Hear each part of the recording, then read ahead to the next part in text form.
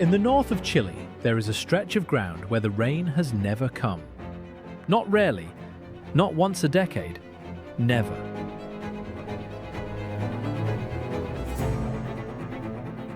Some weather stations here have watched the sky for the better part of a century and recorded not a single drop. In the core of the desert, the average rainfall is close to zero, and the evidence buried in the rock suggests that certain places may have gone without meaningful rain from the year 1570 to 1971. 400 years of dry.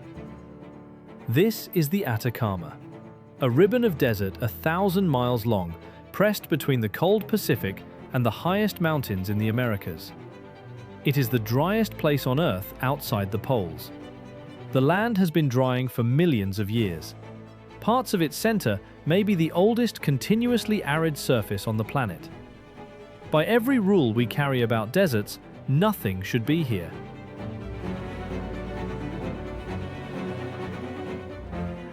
And yet, around 1 million people live inside it. There are towns in this desert that have been inhabited for 3,000 years. There are farms that grow lemons and quinoa in soil that has never once been rained on. On the coast, cities of hundreds of thousands. In the high salt flats, flamingos wade through water no person could drink. And on the driest ridges, where the air holds almost no moisture at all, the world has built its greatest telescopes. The oldest people here mummified their dead, deliberately, carefully. 7,000 years ago, 2,000 years before the first pharaoh was ever wrapped in Egypt. Those bodies are still here. The desert kept them. So the real question is not how anyone endures the dryness.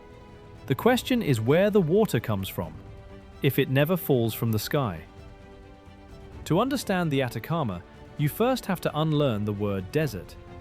There is no blistering heat here, no shifting golden dunes rolling to the horizon. The Atacama is a cold desert. Along the coast, the average temperature barely climbs past the high teens. The days are bright and mild, the nights are clear and freezing.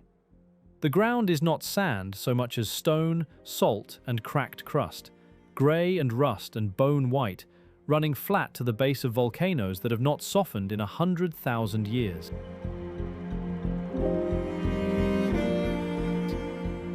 Astronauts have said it looks like Mars. Geologists agree.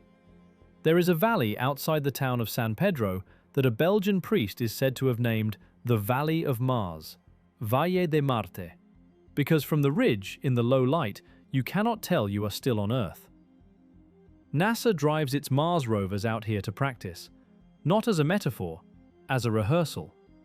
When engineers need to test a machine against soil as dead and dry as another world, they bring it to the Atacama, because this is the closest thing our own planet offers. Remember that. A place we use to imagine a lifeless world. Because life is exactly what this story is about. Start with the rain, or rather with its absence, and why the absence is so total. Most deserts are dry because of one barrier. The Atacama has two, and they work against it from both sides. To the east rise the Andes. This is the second highest mountain range on Earth, and it stands like a wall between the desert and the Amazon. Warm, wet air lifts off the rainforest, climbs the eastern slopes, cools, and drops its water long before it can reach the far side. By the time that air crests the Andes and slides down toward the desert, it has nothing left to give. That is a rain shadow. Almost every dry place on Earth has one. The Atacama has a second. To the west runs a lower range, the Chilean Coast Range, hugging the shoreline. And beyond it, the Pacific. But the Pacific here is not the ocean you picture. A current runs up this coast from the direction of Antarctica. It is called the Humboldt Current, and it is cold, startlingly cold for its latitude, dragging deep, frigid water toward the equator. Cold water does not evaporate the way warm water does. so the air above it stays dry. And where that cold sea air meets the warmer air above, it forms an inversion, a lid, a ceiling, a layer that traps moisture low and refuses to let it rise into rain.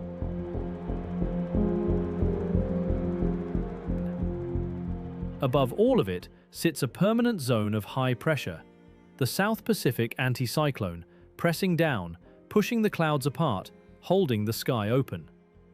So the desert is caught, blocked from the east by the tallest wall on the continent, sealed from the west by a cold ocean that will not give up its water, capped from above by high pressure that will not let a cloud build. The result is a sky that produces fog and mist and grey mornings, but almost never rain. The interior of this desert receives the highest dose of solar radiation measured anywhere on the surface of the Earth. The sun arrives here almost unfiltered, through air scrubbed clean of the water vapour that softens it everywhere else. It is a place of extraordinary light and extraordinary thirst at the same time, for the same reason. The same dryness runs the temperature too. Water in the air holds heat. It is why a humid night stays warm long after dark. Here, there is almost no water in the air to hold anything. So the days blaze, and the moment the sun drops, the warmth escapes straight up into the black, and the temperature falls like a stone. A single day in the Atacama can swing from shirt sleeves to frost. The desert cannot keep its heat, for the same reason it cannot keep its rain. There is nothing in the sky to hold it in. And it has been this way for a very long time, longer than almost anywhere else on the planet. Some studies place the beginning of the drying more than 150 million years ago. A recent study suggested the very center dried out even earlier than we thought, before the Andes had finished rising, before the mountains were tall enough to take the blame.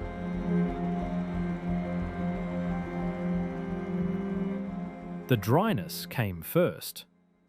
The desert is not an accident of the mountains. It is older than they are. There is a place near an abandoned mining town called Yungay that scientists have measured as the single driest spot in the whole desert. And so, by some reckonings, the driest ground anyone has ever lived beside. A small research station sits there, in soil so sterile that when researchers first ran their tests, certain instruments could find no living thing in it at all. The dirt has been compared directly to the surface of Mars. For a while, that was the headline. A corner of Earth so dry it had crossed over into the truly dead.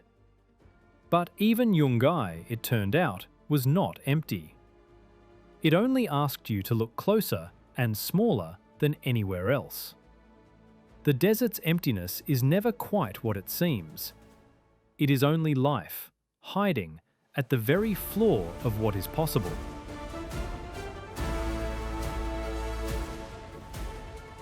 So how does anyone live here? The answer begins not in the sky, but in the mountains and underground. There is a town near the eastern edge of the desert called San Pedro de Atacama. It sits at around 2,400 meters on a flat plain of salt and adobe in the shadow of a volcano called Licancabur, whose near-perfect cone rises almost 6,000 meters into a sky that is blue to the point of black. San Pedro is small. A few thousand permanent residents, low walls of mud brick, unpaved streets, a white church the Spanish raised in the year 1577, its roof beamed with cactus wood and the timber of desert trees. In the central plaza, gnarled peppercorn trees throw a little shade over people who have been coming to this exact spot for 3,000 years. 3,000 years, in a place where it does not rain. The obvious question is the only one that matters. What are they drinking? The water in San Pedro did not come from the sky above San Pedro. It came from the Andes, weeks or years or centuries ago, and it has been traveling ever since. High in the mountains to the east, snow falls on the peaks, one of the few forms of water the altitude still permits. That snow melts slowly. Some of it runs off in thin, seasonal streams. But most of it does something quieter. It sinks. It seeps down through volcanic rock into the ground and begins a slow, invisible journey downhill through the body of the earth itself, moving through hidden aquifers toward the lower desert. And here and there, where the geology allows, that buried water surfaces. A spring, a seep, a thread of green in a world of grey. An oasis.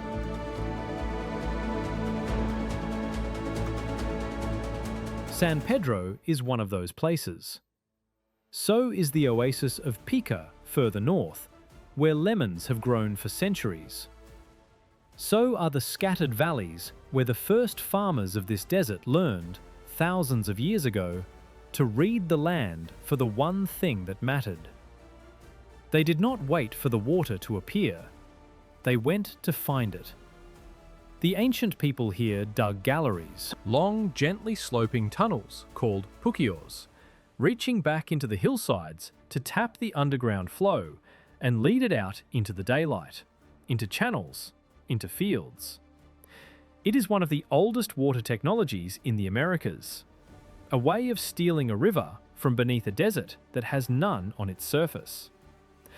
With that water, they grew maize and beans and squash and quinoa. They herded llamas and alpacas. They built fortified towns on the ridges, pucaras, and they traded across the whole width of the continent, carrying goods between the coast, the highlands, and the far side of the Andes. The Atacama, the people who became the town, were not clinging to the edge of survival. They were a hub, a crossroads, a civilization grown around a secret supply of water that fell as snow on a mountain they could see, but rarely touched. The trees knew the secret too. The old peppercorns and carobs in the plaza survive because their roots run deep. Down and down, past the dry crust, into the buried water the town depends on. Above ground, the desert. Below ground, a river. The whole settlement is a lesson in where to dig. The town's purpose has changed more than once, but its logic never has. Where it was once a refueling stop for caravans of llamas crossing between the coast and the high plateau, San Pedro today is a base for a different kind of traveller. The hundreds of thousands who come each year for the salt flats, the geysers, and above all, the sky. Its old adobe streets are lined now with guest houses and tour desks. But the water still rises from the same buried source. The church is still the one the Spanish raised, and the town still sits exactly where it has always sat, for exactly the reason it always did. It is where the water surfaces. Everything else is only what each century decided to do about that.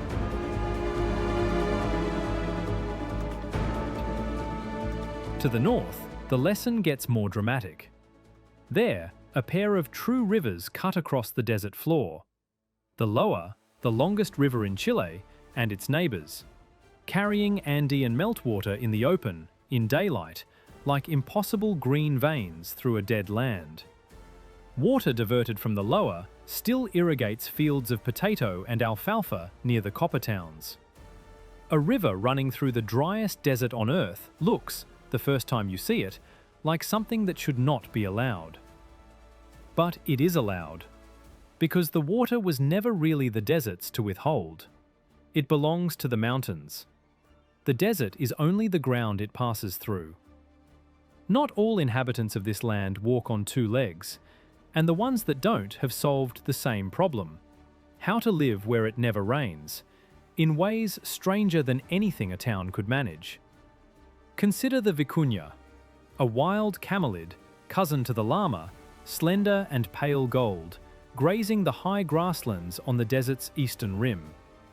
Its wool is the finest of any animal on Earth, hollow, insulating fibers that trap the day's warmth against the freezing nights of the Altiplano.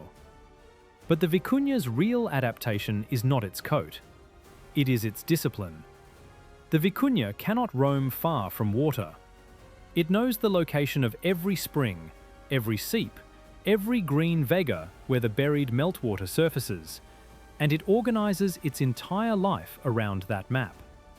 It stays tethered, invisibly, to the water it cannot see.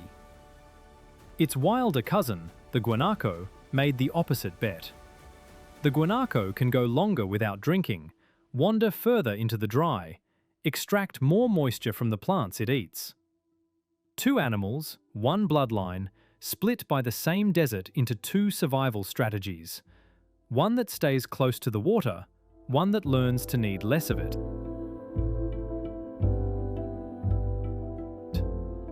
Both of them are reading the same land the people read. The water is the map. Everything alive here is just a different way of finding it. The trees learned it too, and one of them learned it better than any plant has a right to. Out on the central plain grows the tamarugo, a tree that belongs to this desert and nowhere else on Earth. It stands in ground so dry and so salted that nothing should root there. And it survives by sending a taproot straight down, 10 meters, 15, further, past the crust, past the salt, down to the buried water table the oases draw from. It does not wait for rain. It has never met rain. It simply reaches until it finds the hidden river and drinks. There was once a forest of them. The great plain north of the salt flats, the Pampa del Tamarugal, was not always the bare pan it looks today. In earlier centuries, it was a woodland, a scatter of these deep drinking trees, holding a whole small ecosystem together in the driest ground on the planet. And then the mines came. The silver works and the nitrate works needed fuel, and firewood in a desert is precious, and the Tamarugo forest was cut and burned, tree by ancient tree, to feed the boom. What we picture now as the natural emptiness of the pampa is, in part, a wound. The forest was real. The desert did not take it. We did. Some of it has been replanted since and protected. The Tamarugo is coming back, slowly, to a plain that once was green.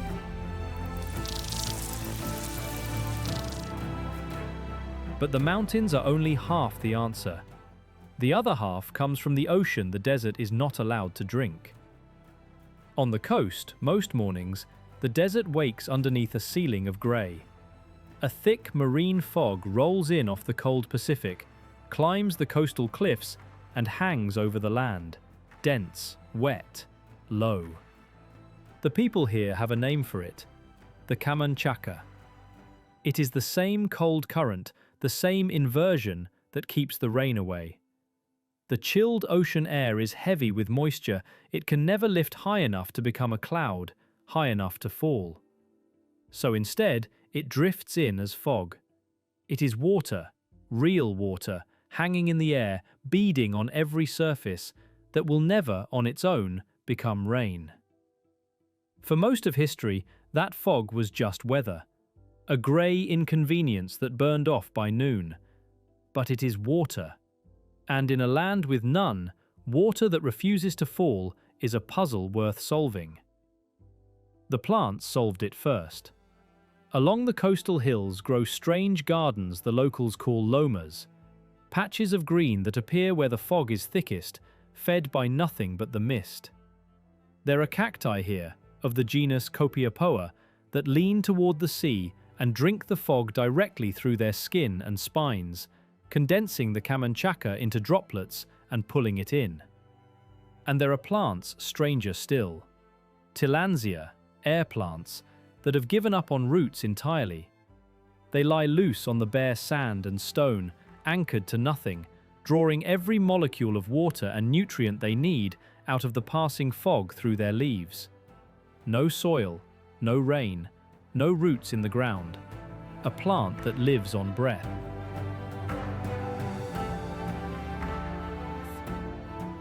For a long time, only the plants knew the trick. And then, a Chilean geographer named Pilar Cereceda looked at those fog-drinking plants and asked an obvious question. If a cactus can pull fresh water out of the Camanchaca, why can't we? The answer turned out to be almost absurdly simple. You string a net. A large mesh of fine plastic or steel fiber raised on posts across a fog-swept ridge facing the sea.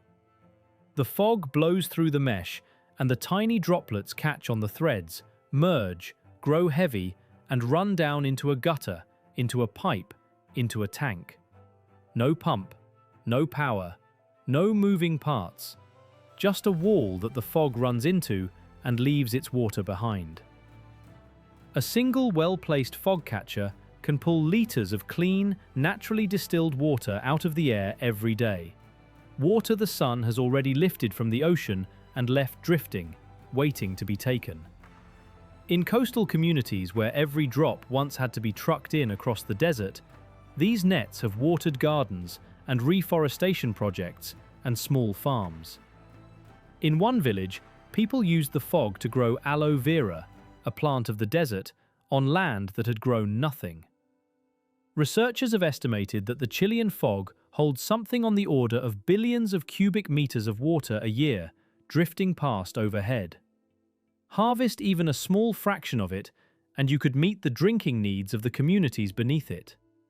The ocean denies this coast its rain, and then, every morning, it hands the water back in a different form, for anyone patient enough to hang a net and wait. Remember that net across the fog.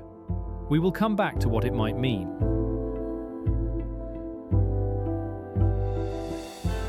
And once in a long while, the desert does something that looks like a contradiction of its own nature. Every few years, never on a schedule, only when a rare pulse of rain reaches the southern edge of the desert, the bare ground erupts into flower.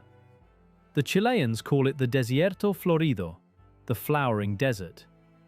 For a few weeks, a landscape that has been grey and cracked for a decade is buried under carpets of colour. Wildflowers to the horizon in pink and white and violet, humming with insects that seem to appear from nowhere, alive with a suddenness that stops travellers in the road. The seeds were there the whole time. That is the trick of it. Dormant in the soil, sometimes for years, sometimes for decades, waiting out the long dry with a patience that has no equal in the plant world. And then, at the first true rain, racing through their entire lives in a matter of weeks. Sprout, bloom, seed, die, and back to waiting. A generation lived in a single wet season, banked against the next one, however far away it may be. It is the same bet the Yareta makes, and the Tamarugo, and the fishermen, and the fog catchers. Do not depend on the rain, but be ready, always, for the moment it comes.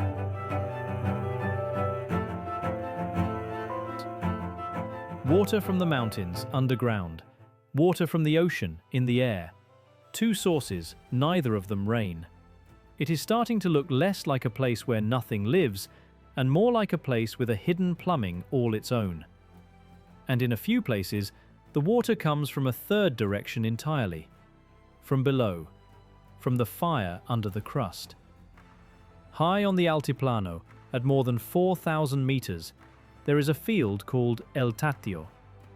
Before dawn, it is one of the coldest inhabited heights in the desert, the air thin enough to leave you breathless just standing.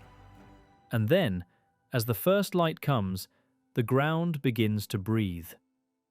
El Tatio is the largest geyser field in the southern hemisphere, and one of the largest on Earth. Around 80 vents jet steam and boiling water into the freezing dawn air, each column condensing instantly into a tall white plume against the black volcanoes behind. It is driven by the same force that raised the mountains, the the volcanic arc of the central Andes, where magma sits close enough to the surface to boil the groundwater that trickles down to meet it. It is proof, written in steam, of something the dry surface hides. This land is not dead underneath, it is soaked. There is water threaded all through the rock below the desert. Meltwater, ancient rain from wetter ages, geothermal fluid. And where the earth is hot enough, it forces that water back up into the light, boiling, as if to remind the surface it was never really empty.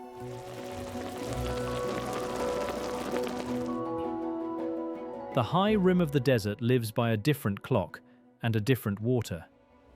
Far above the dead core, on the Altiplano at 4,000 meters and more, the mountains catch what little moisture reaches the eastern edge. A summer pulse of storms the locals call the Altiplano winter, and the slow release of snowmelt through the rest of the year. Where that water surfaces, it does not make an oasis of palms. It makes a bofedal, a high wetland, a cushion of dense green in a brown immensity, spring-fed and always damp, growing wherever the buried water reaches the light. The bofedales are the reason the high desert is inhabited at all. They feed the vicuña and the guanaco. They feed the herds of llama and alpaca the Andean peoples have grazed here for thousands of years. A single green wetland, no larger than a field, can anchor a whole way of life on a plateau that is otherwise stone and wind.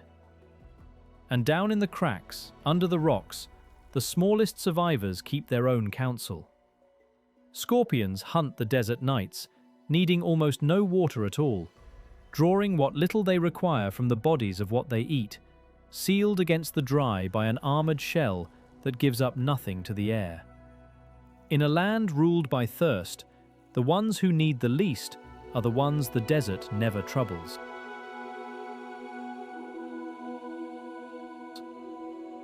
The people who first came to this desert understood all of this in their bodies, long before anyone drew a map of an aquifer. Humans have lived in the Atacama for close to 13,000 years. The first of them arrived at a slightly wetter moment in the desert's long history, and they settled where the water was, among groves of trees, beside the few streams, along the coast where the cold sea, for all it denied the land, was heavy with fish. And here is the deepest turn of the cold current's work. The same frigid Humboldt water that strips this coast of its rain makes the sea beside it one of the richest on Earth. Cold water is heavy with oxygen, and where it rises from the deep, carries nutrients up with it. And where cold, nutrient-laden water meets sunlight, the ocean fills with life. Vast schools of anchovy and sardine, the seals and sea lions that hunt them, the seabirds that wheel above in clouds. Along these cliffs, Humboldt penguins nest in burrows scraped into the desert rock, walking out of a lifeless land straight into one of the most fertile seas in the world. So the current that denies the shore its rain also lays a feast at its edge. And that is why a people could settle a rainless coast at all. The Chinchorro were not farmers scratching at dead ground. They were fishermen, and the sea they fished was overflowing. The desert behind them gave nothing. The ocean in front of them gave everything. They lived on the seam between the two, the driest land on Earth at their backs, and one of the richest waters on Earth at their feet.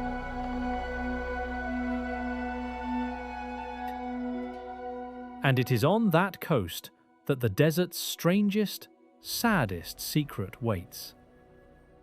Around 7,000 years ago, on the shoreline near what is now the border with Peru, a fishing people we call the Chinchorro began to do something no culture had done before them, anywhere on Earth. They began to preserve their dead. Not by accident. The dryness would have done that on its own.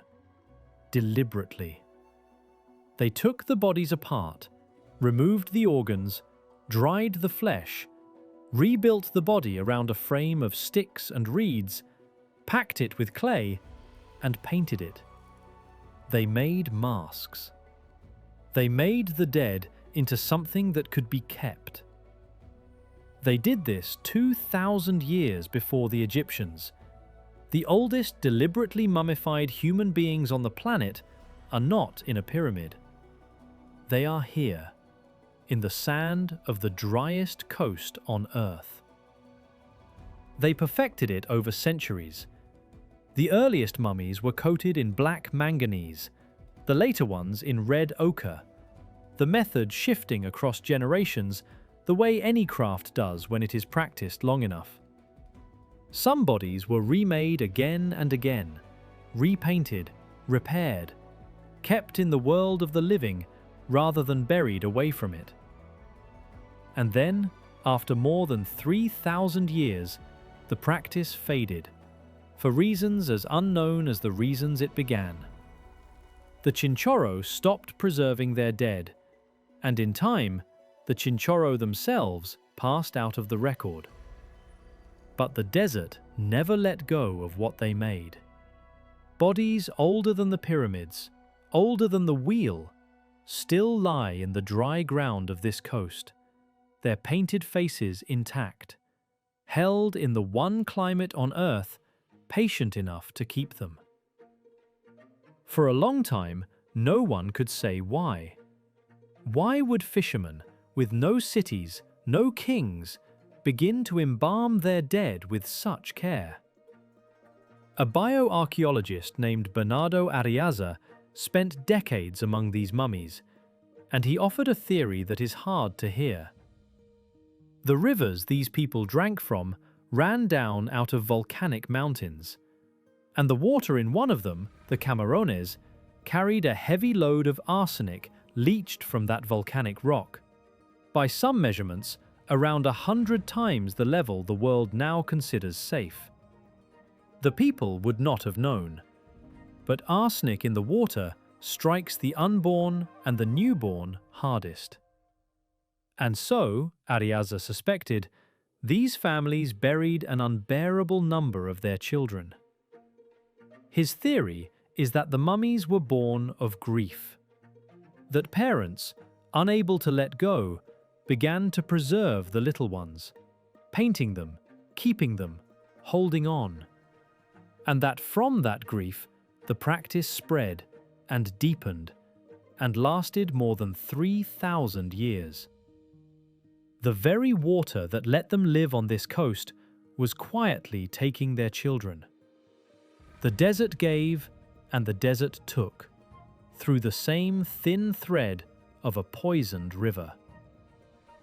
Let the weight of that sit for a moment.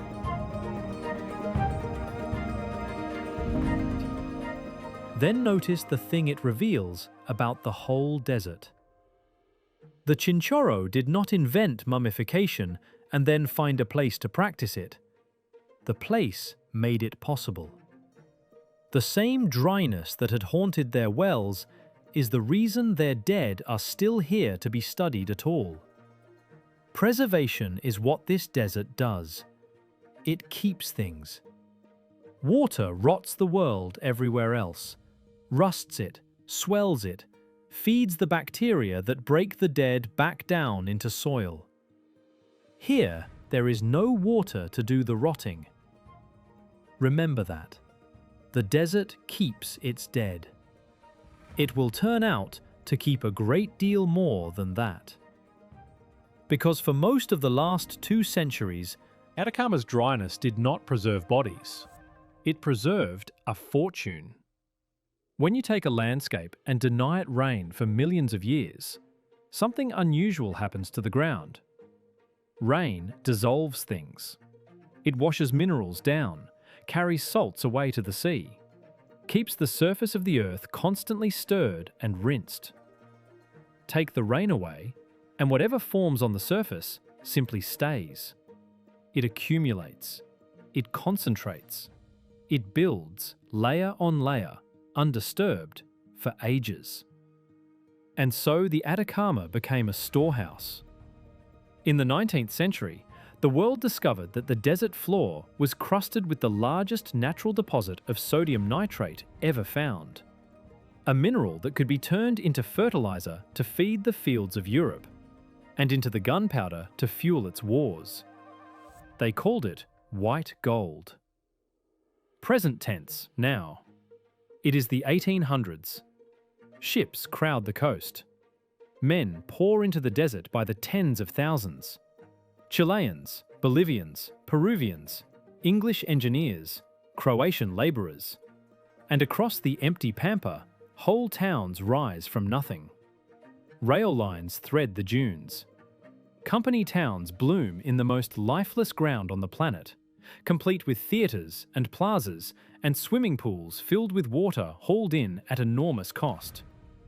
All of it built on a crust of salt that only exists because it never rains. The boom was ferocious, and it was brief. In the first decade of the 20th century, chemists in Germany worked out how to pull nitrogen from the air itself and make nitrate synthetically in a factory anywhere. The desert's monopoly evaporated in a few years. The buyers vanished, the trains stopped, and the towns were simply left. Today, the Atacama is scattered with something close to 170 abandoned nitrate towns. Humberstone, Santa Laura, Maria Elena, Pedro de Valdivia. Their theatres still standing, their machinery rusting in place, their streets swept clean of everything but sand. They are not ruins in the usual sense. Ruins imply decay. These towns did not decay. They were preserved. The same dryness that made the fortune froze the ghost of it in place. The paint still on the walls, the boots still in the workshops, the town still recognizable as a town a century after the last person left. You can walk through them. It feels less like visiting the past than like the past has simply refused to leave.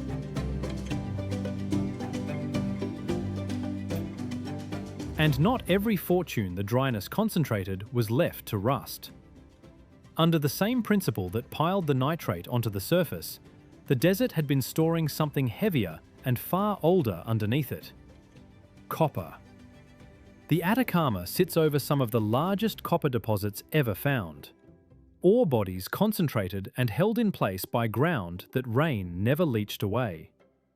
Near the town of Calama, on the lower, lies Chuquicamata, for most of the last century, the largest open-pit copper mine on the planet. A hole cut so wide and so deep into the desert that it can be seen from space. A pit like that needs a workforce, and a workforce needs a city, and a city in this desert needs water. So Calama exists. Well over 100,000 people, in the interior, in the dry, drinking from the lower whose Andean meltwater is split now between the mine and the fields. Where the nitrate towns died the moment the world stopped needing them, the copper towns held, because the world never stopped needing copper. It is the oldest logic of the Atacama, running underneath the modern one. People do not gather here for the comfort of the place. There is none. They gather where the land has hidden something worth the thirst. First, it was water, then nitrate, then copper, now lithium. Each time, the same desert, keeping the same faith. Nothing washed away, everything waiting for whoever is willing to come and dig. The desert keeps its dead, and its dead towns, and, it turns out, its living ones. Because the Atacama did not empty out when the nitrate failed. It did something the driest place on Earth had no business doing. It grew. Most of the desert's million people do not live in the interior at all. They live on the coast, in cities you may never have heard of that are larger than you would guess. Antofagasta, Iquique, Arica. Ports strung along a shoreline where the cliffs drop straight into the sea. Cities of concrete and light backed up against the driest land on the planet.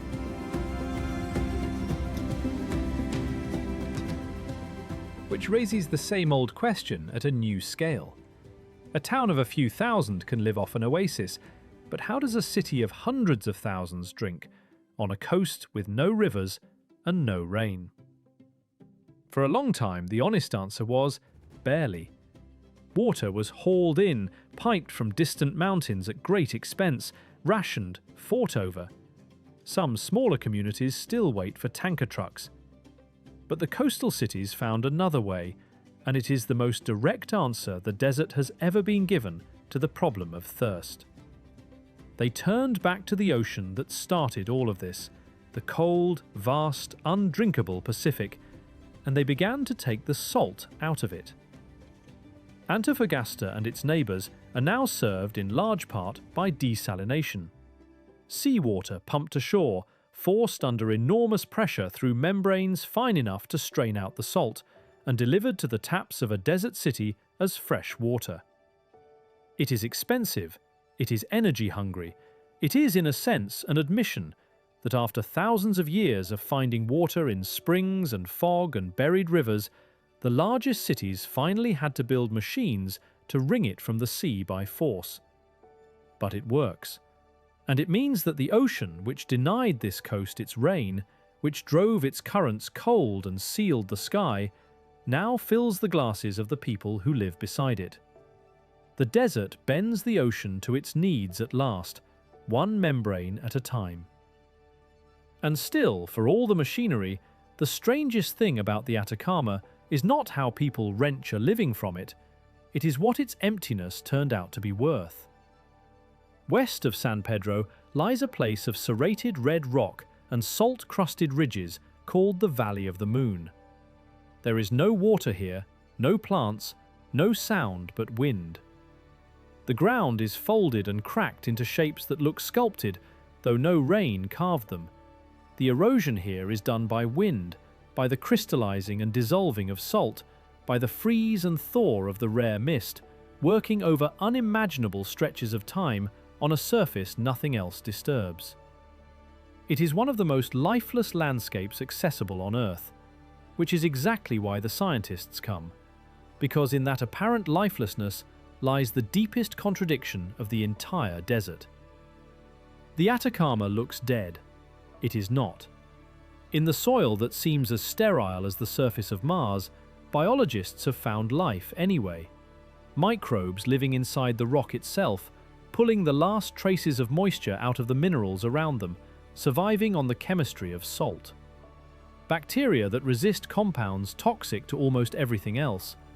A whole hidden community of organisms scientists have taken to calling a dark microbiome, living at the absolute edge of what life can do.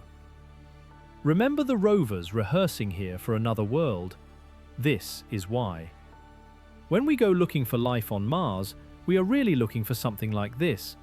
Life that has learned to survive on almost nothing in the driest, saltiest, most sun-blasted ground it can find. The Atacama is not a stand-in for a dead planet. It is a demonstration that even a place this dry is not dead. The question the desert poses to the scientists is not whether life can exist without rain. The desert already answered that. The question is only how little water life can be talked down to, and the answer here keeps getting smaller. There is life in the rock, there is life in the fog, there is life in the salt, and in the highest, driest air of all, there is the thing the desert was, in a sense, built to reveal.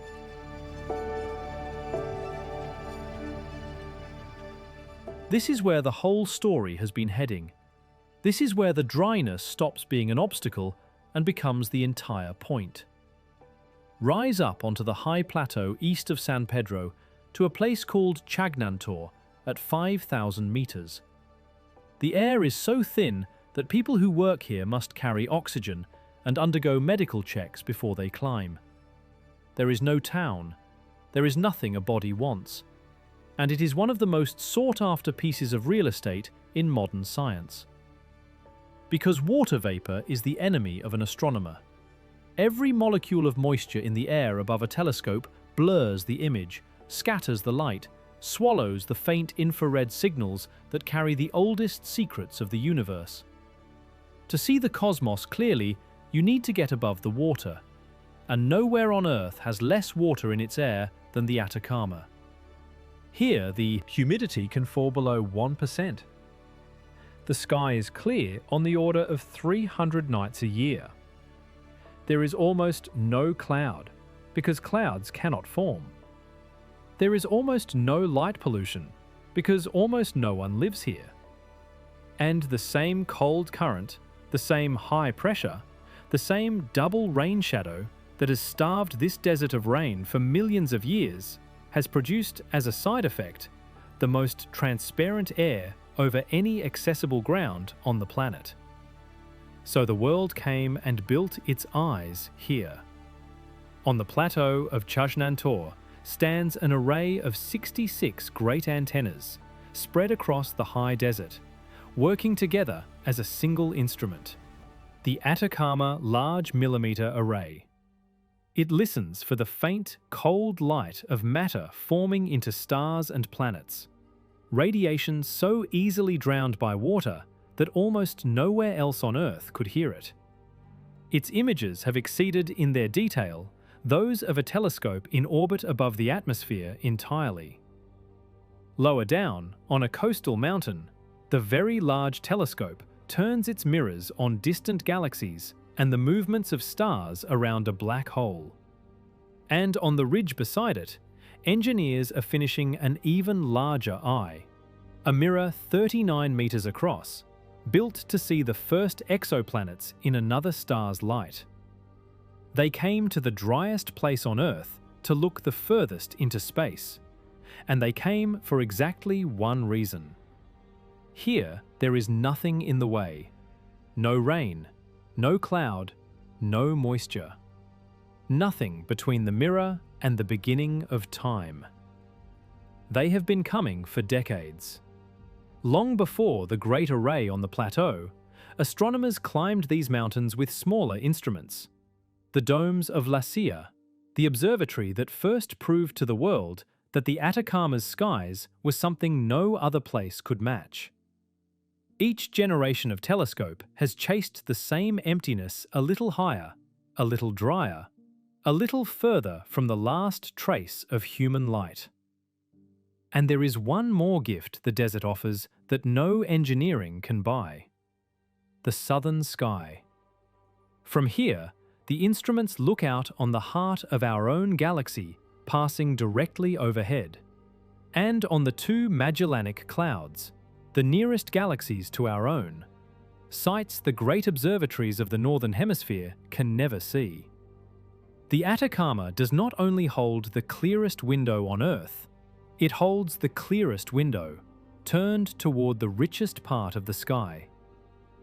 Stand out here on a clear night, away from the antennas, and the sky is not merely dark, it is transparent. The Milky Way rises like a distant storm. Shooting stars cross the black so fast they seem imagined. The Magellanic Clouds hang there, two neighboring galaxies, visible to the naked eye. The silence is total. The same absence that killed the rain has opened a window onto the entire universe. And this is the answer.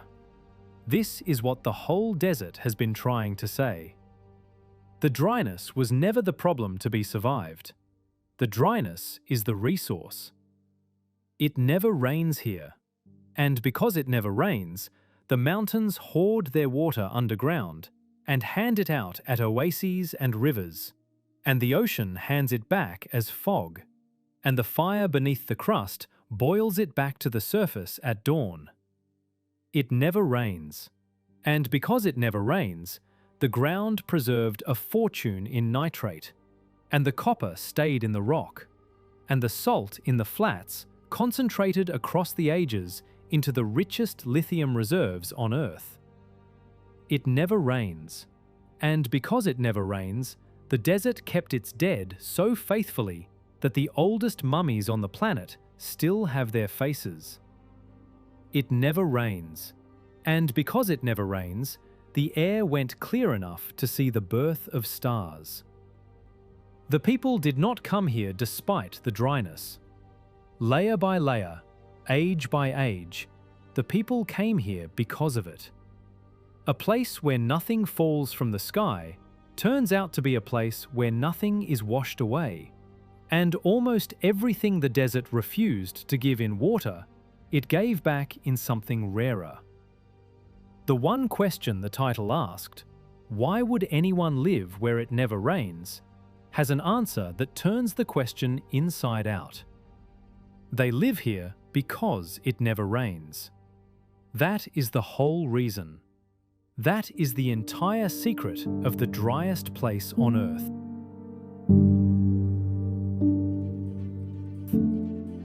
You can see the contradiction in a single image, out on the Great Salt Flat south of San Pedro.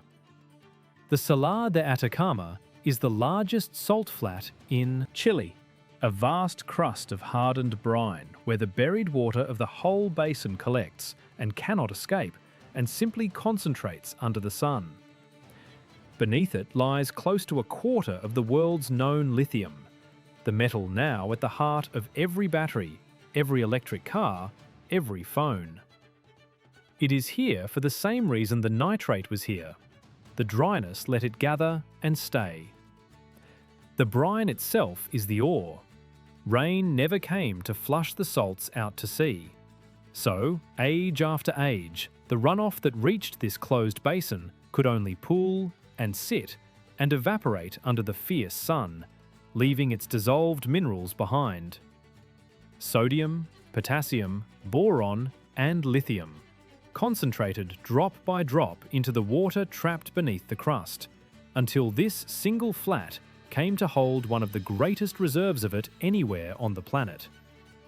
To take it out, they pump the brine up into vast shallow ponds and let the desert do the work it has always done: evaporate the water away and keep what is left. And in the shallow lagoons that pool across that salt, where the water is far too saline for a person to drink or a fish to live, there is a food chain anyway. Tiny brine shrimp, Artemia, thrive in the poison water, feeding on the microscopic algae that tint it. And feeding on the shrimp, in their thousands, stand the flamingos. 3 species of them wade the salt lagoons of the Atacama: the Chilean, the Andean, and the rare James's flamingo. They're pink, drawn straight from the pigment of the shrimp they filter from the brine. They are the colour of the water's chemistry. They should not be here. Almost nothing should. And yet they nest and feed on the most hostile water in the desert, against a backdrop of white salt and dark volcanoes, at the exact spot where the Earth is being opened for its lithium.